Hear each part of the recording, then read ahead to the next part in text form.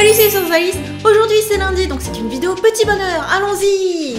Et aujourd'hui je voudrais vous parler d'avoir de la reconnaissance, et en particulier avoir une sœur. Yeah.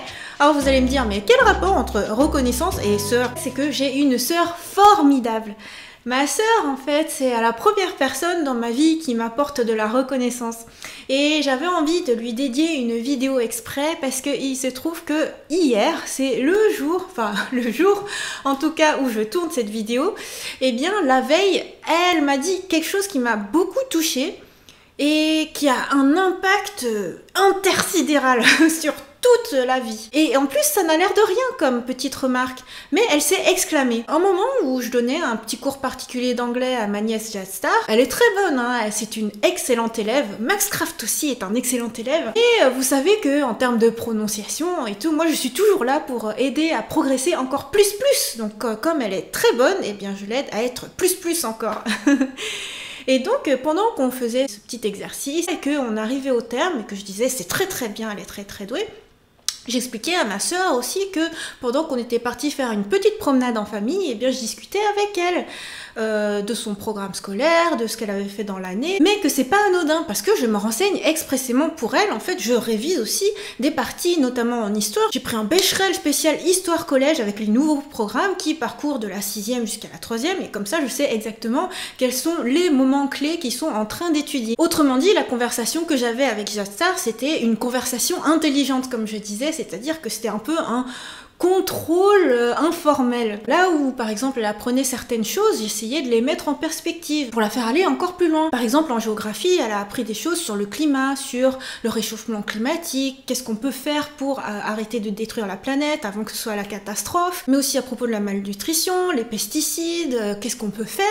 Donc je lui dis, est-ce que tu arrives à ancrer ça un petit peu dans la vraie vie? Est-ce que tu arrives à te dire que justement, par exemple, elle mange des légumes bio, elle choisit de moins manger de viande, c'est aussi pour avoir un impact sur l'environnement. Est-ce que tu dis, tiens, si ça se trouve, c'est quelque chose que chacun peut faire aussi, c'est pas juste quelque chose d'imaginaire qui est dans les contrôles, tu le recraches tel quel dans un cahier, et puis voilà.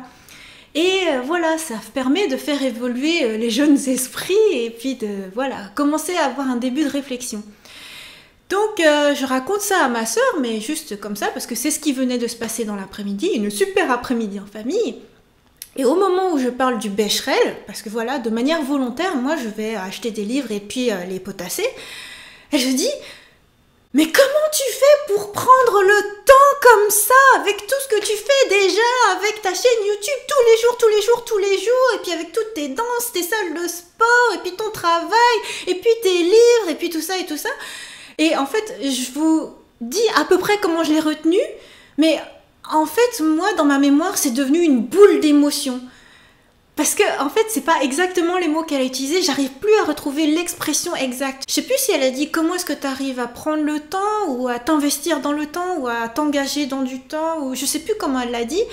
Mais en gros, ce que moi j'ai ressenti, c'est qu'elle valorisait toutes les activités que je faisais. Ne serait-ce même que préparer à manger, faire des plats équilibrés, aller faire des courses et tout ça, c'est vrai que ça prend du temps, on s'en rend pas compte quand on est jeune et que c'est ses parents qui le font, mais voilà, ça prend déjà potentiellement du temps, et à côté de ça, eh bien, je prends aussi des manuels scolaires, et puis voilà, pour que ce soit utile pour mes neveux et nièces. Moi, en fait, je le fais parce que ça m'intéresse, je le fais parce que j'ai envie aussi de leur apporter quelque chose, de la même manière que j'ai envie de vous apporter des choses.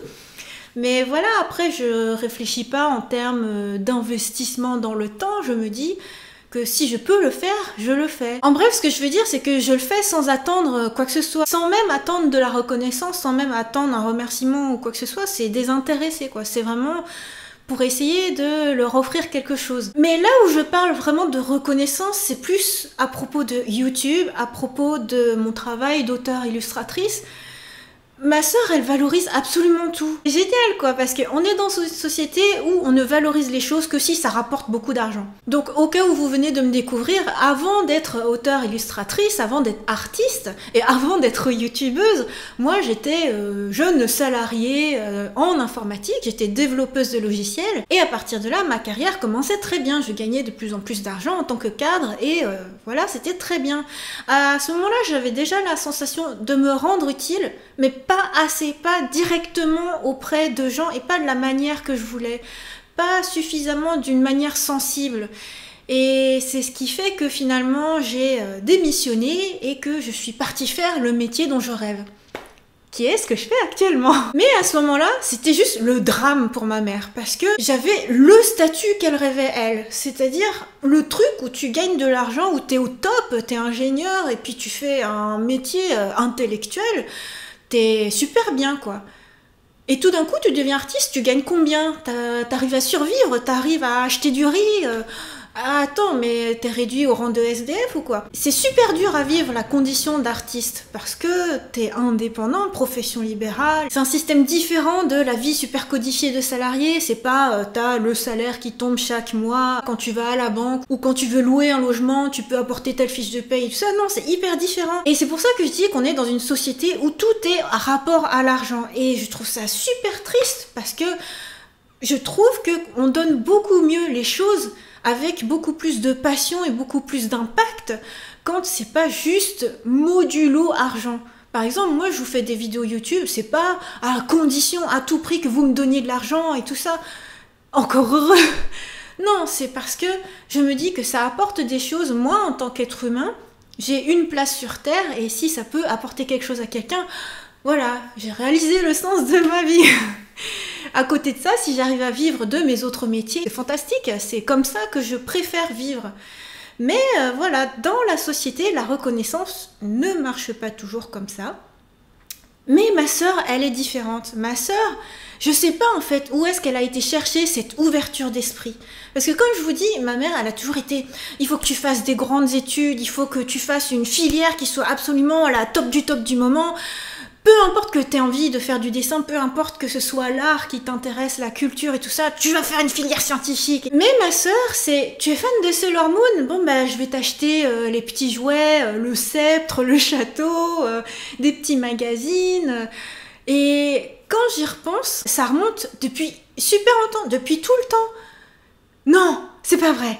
En fait, quand on était très jeune, c'était plutôt j'aimais pas ma sœur parce qu'elle arrêtait pas de se foutre de ma gueule. Parce que quand j'étais petite, j'étais pas le modèle d'enfant qui était filiforme comme ça, j'étais toute bouboule et on me surnommait Petit Ours. Mais apparemment, mon côté bouboule, c'était aussi le côté mignon, donc on me tirait tout le temps les joues et tout, et j'avais des joues roses. Et ma sœur, ce qu'elle adorait faire, c'était m'enfermer dans une pièce. Et du coup, je pleurais. Et ensuite, quand elle ouvrait la porte, elle se présentait en sauveuse. Ah, j'étais vraiment très petite. Hein.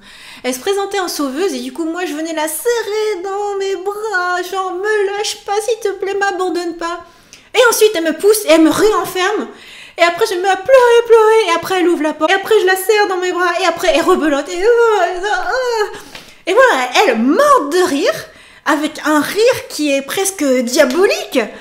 Mais moi, voilà quoi, j'étais beaucoup plus petite, on a une grosse différence d'âge, donc voilà, bah, j'étais non pas le souffre-douleur, mais le truc qui est rigolo au quotidien. Mais plus tard, nos relations ont changé, en grandissant, ça a évolué, et je me dis, j'espère que vous, si vous avez aussi une sœur, eh bien c'est ce genre de rapport que vous avez ou que ça va devenir.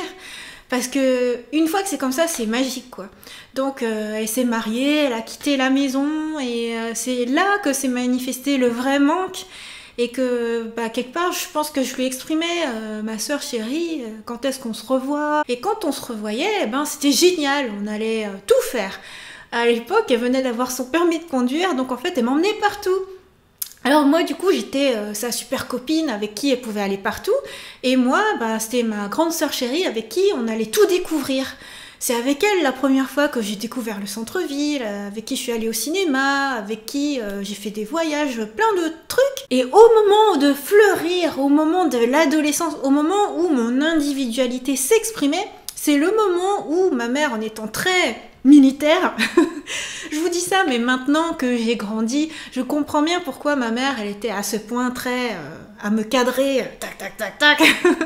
Il y a des bonnes raisons, mais ma sœur, à l'inverse, c'était le côté tu es rêveuse, tu as envie de faire des choses, eh bien je vais t'y aider. Et donc toute jeune, même en étant complètement enfermée dans une coquille comme ça maternelle, eh bien je cherchais à me faire des amis. À l'époque, il n'y avait pas trop internet, donc c'était par courrier. Vous voyez, c'est à l'âge de pierre. Hein. Mais voilà, je me suis fait des amis, il se trouve qu'elles n'habitaient pas ma ville, elles habitaient à Paris, aux quatre coins de la France. Il y avait des conventions manga, et donc il y avait mon premier fanzine, mes premiers projets de publication. Pour que je puisse accomplir mes rêves, mes petits rêves d'adolescente, eh bien elle m'a accompagnée. Envers et contre tout, elle s'en est pris plein la gueule par ma mère, mais elle est venue avec moi. Et je me dis, quand je me mets à sa place, elle est venue dormir chez une parfaite inconnue, juste pour accompagner sa petite sœur. Alors que pour moi c'était j'allais dormir chez une copine et participer à ma première convention manga et puis m'éclater avec mes copines quoi. Et elle a permis ça, et mine de rien c'est le point de départ de ma carrière d'auteur-illustratrice. Sans ça en fait rien n'aurait pu se passer. Et grâce à elle, j'ai pu faire ça. Grâce à elle, j'ai pu aussi m'ouvrir aux autres, apprendre à avoir le contact avec d'autres personnes, alors que, vous voyez, je vous dis, si vous avez une éducation hyper militaire, hyper... et potentiellement, vous êtes réservé, timide, vous savez pas parler aux autres, vous êtes renfermé et tout. Et là, non, c'était vraiment l'ouverture. Et chaque fois que j'ai fait des choses, elle a reconnu les choses à... je dirais pas à leur valeur, mais en tout cas, elle donnait de la valeur. Quand je faisais mes fanzines, quand je faisais mes expos, quand j'ai décidé de devenir illustratrice et que j'ai publié mes premiers livres, eh bien, tout de suite, elle disait « Oh, mais je suis trop fière de ma sœur, j'en parle à mes collègues, je montre à tout le monde. » Et ce qui est fou, c'est qu'à la fois, je voyais qu'elle me soutenait, mais à la fois, je le voyais pas. Parce que, vous savez, les choses négatives, on les voit toujours beaucoup plus que les choses positives. C'est cruel, mais c'est la vie, quoi.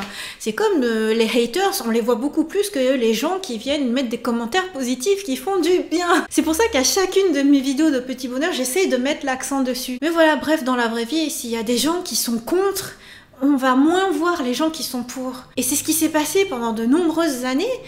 Mais voilà, ma sœur, elle a toujours été là et elle a toujours fait les choses. Franchement, moi je trouve que c'est elle qui est impressionnante et c'est elle qui est admirable parce que elle arrive à super bien élever ses enfants, à se donner corps et âme aux autres. Et puis c'est même elle qui a sauvé mon père, quoi. Quand je vous disais que mon père a failli mourir d'un infarctus, eh bien en fait c'est elle qui l'a emmené à l'hôpital, c'est elle qui a pris les initiatives, le médecin il a même pas fait son boulot, elle heureusement elle a été là.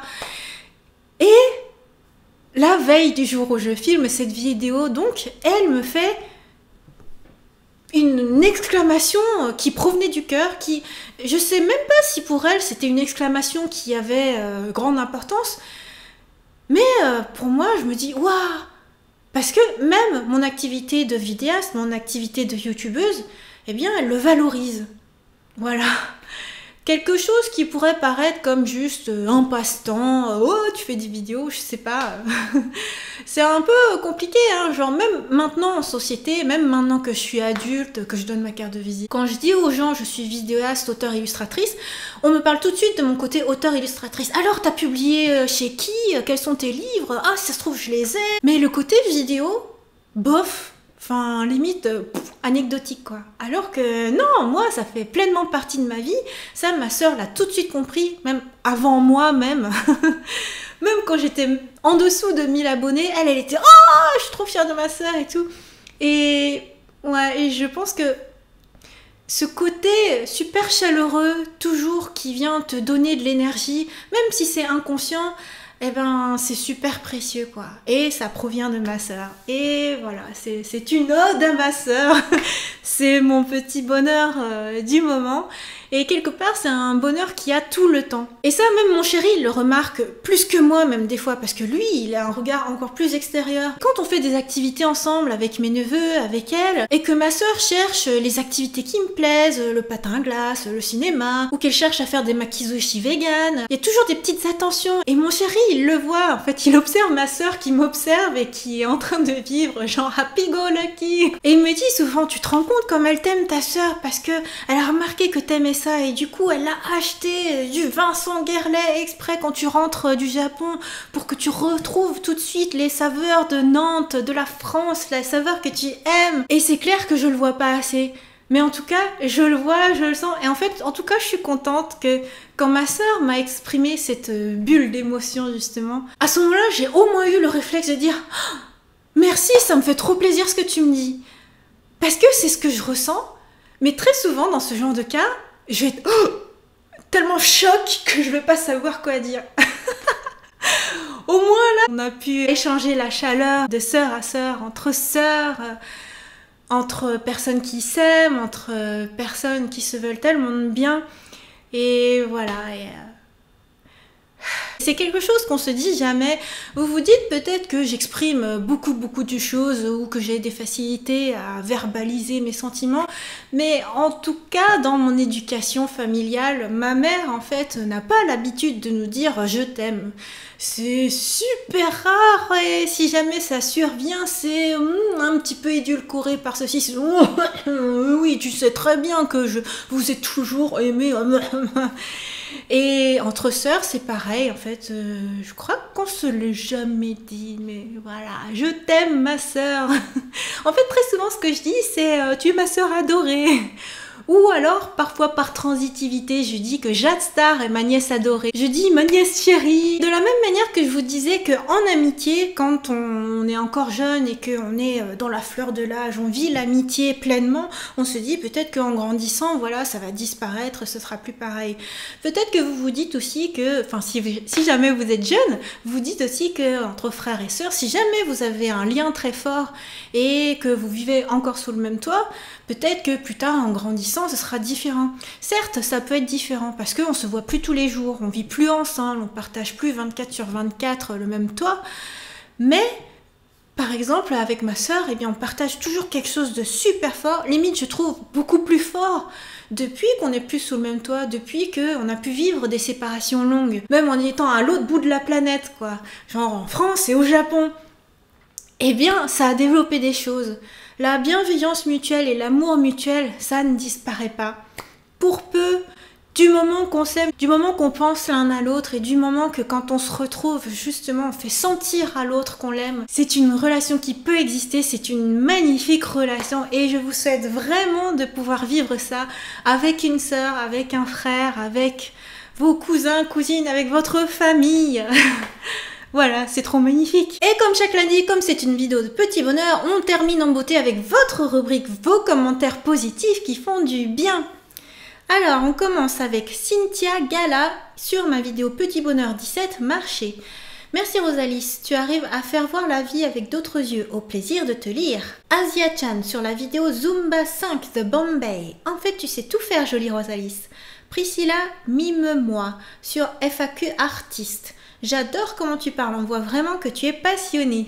Lulu sur mon tuto de dessin 14 au crayon de couleur Hana de face. J'adore ton allons-y, plein d'enthousiasme qui donne envie de regarder la vidéo. Gladys Sari sur Petit Bonheur 17, pourquoi j'aime marcher.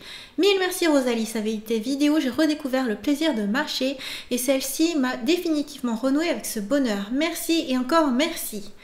Kingo Uchiha sur Whisper Challenge à la chaîne, titre d'anime. Je t'adore Rosalie, t'es ma youtubeuse préférée et tes neveux sont trop mignons. Draconic Gest sur cours de japonais 10, prononcer son prénom français. Coucou Alice, voilà je ne commente pas beaucoup mais je regarde toutes tes dernières vidéos que tu as postées. Oui, je rattrape un peu le retard.